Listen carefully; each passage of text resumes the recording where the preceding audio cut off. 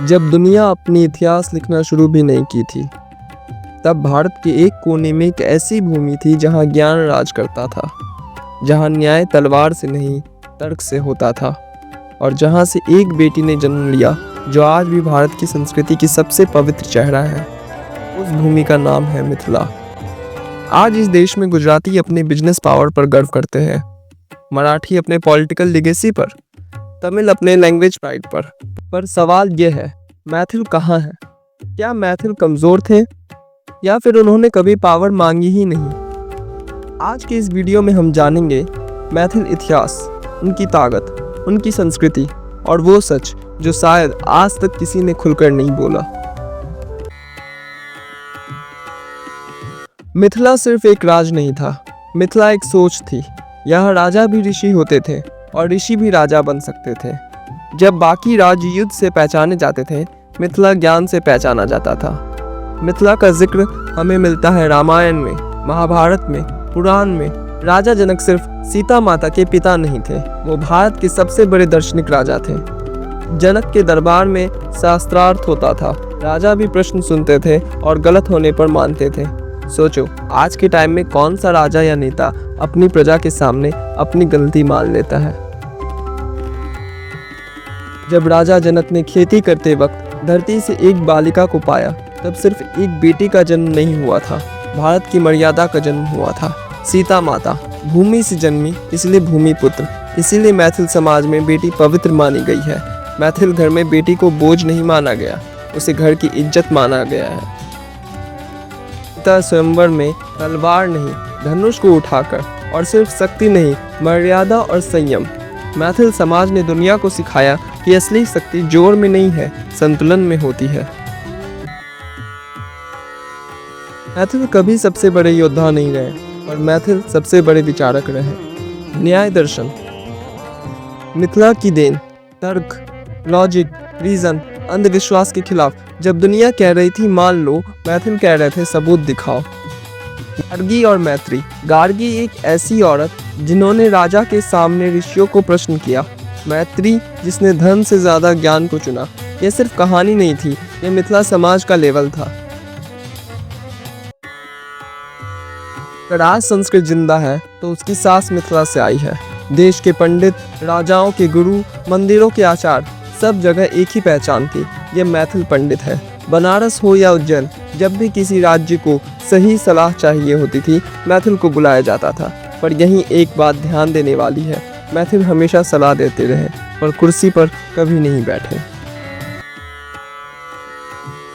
British राज के दौरान जब पूरे देश में लूट चल रही थी, तब एक राज्य था जिसका नाम अंग्रेज भी इज्जत से लेते थे, दरभंगा राज। महाराजा लक्ष्मेश्वर सिंह एशिया के रिचेस्ट जमींदार।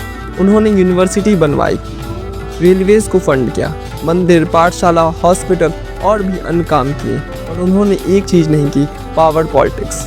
दान दिया पर दबाव नहीं बनाया, शिक्षा दी पर कुर्सी नहीं मांगी। दुनिया कैनवास ढूंढ रही थी, मैथिल औरतें अपने घर की दीवारों पर रामायण लिख रही थीं। मधुबनी पेंटिंग जन्म से जुड़ी, शादी से जुड़ी, देवता, प्रकृति, संस्कार। पर सवाल यह है, आज इस कला से कमा कौन रहा है, मैथिल महिलाएं या शहरों के एक्सपोर्टर्स? मैथिल का खाना शोर नहीं करता, पर शरीर और मन दोनों को शुद्ध रखता है। मछली भात, मखाना, दाल पिट्ठा और भी न जाने कितने अन्य प्रकार के मैथिल खाना फेमस है। खेती मुश्किल थी, बाढ़ थी, फिर भी मैथिल कभी शोर मचाकर अपनी पहचान नहीं मांगी।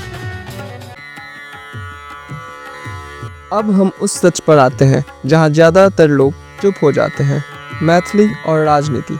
सच ये है कि मैथिल कभी राजनीति में कमज़ोर नहीं थे, लेकिन उन्होंने राजनीति को अपनी पहचान का हथियार कभी बनाया ही नहीं। मैथिल हमेशा सिस्टम के अंदर काम करता रहा, सिस्टम को कंट्रोल करने की कोशिश नहीं की। गुजराती ने बिजनेस से पावर बनाई, मराठी ने आंदोलन से पावर बनाई, तमिल ने लैंग्वेज को वोट बैंक बनाया। पर मैथिल ने क्या किया? मैथिल ने कहा पहले देश, बाद में हम, और यही सबसे बड़ी गलती बन गई। मैथिली कोई बोलचाल की भाषा नहीं है, ये क्लासिकल लेवल की भाषा है। इसका अपना ग्रामर, स्क्रिप्ट, साहित्य है, इतिहास है। फिर भी सवाल उठता है, क्यों मैथिली स्कूल और ऑफिसेज में नहीं दिखती? जवाब करवा है, क्योंकि मैथिली को कभी वोट बैंक नहीं बनाया गया। जब तक भाषा वोट बैंक नहीं बनेगी तब तक पावर नहीं बनेगी।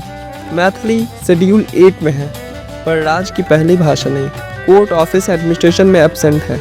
ये सिर्फ सरकार की गलती नहीं, ये मैथिलों की भी जिम्मेदारी है। अगर मैथिल कहीं फेल हुए हैं तो वो है अपनी ज़मीन छोड़ने में। हर गांव से टीचर निकला, क्लर्क निकला, इंजीनियर निकला, ऑफिसर्स निकले, पर ये सब कहाँ गए? दिल्ली, कोलकाता, बॉम्बे, बेंगलोर। मैथिल ने हर शहर को अपना बनाया, पर मिथिला को नहीं बना पाया। बाहर रहकर सक्सेस मिल गई, पर अंदर रहकर सिस्टम टूट गया।